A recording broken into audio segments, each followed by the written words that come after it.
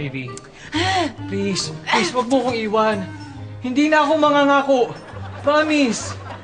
Saka hindi na rin ako magsasalita ng English. As in, never. At hindi na ako magsasalita ng patapos. Period. Yan lang sasabihin?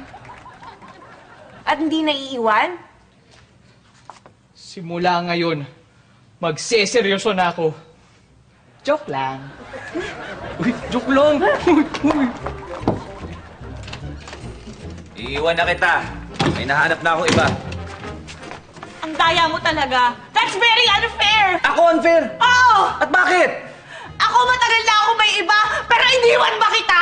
Iniwan ba kita? Walang yaka!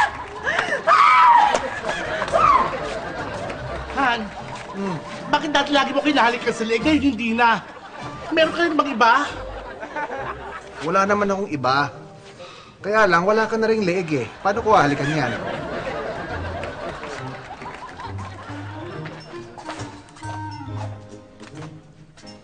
O bakit ang lungkot mo? Kasi ito yung resulta ko. Sabi may diabetes daw ako. Paano ka nagkaroon ng ganyan? Acquired ba yan? Hindi, hereditary to. Sa daddy ko.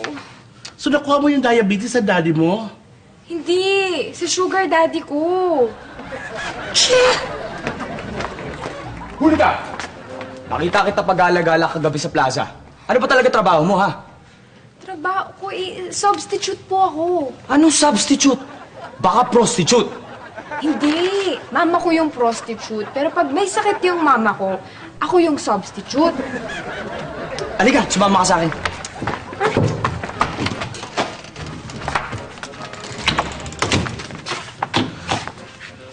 Sabihin mo nga yung totoo. Bakit parang ayaw mo na sa akin? Dahil pangit ako? Shh! Kang magsalita ng ganyan. Alam mo, maganda ka. Mula paa hanggang leeg.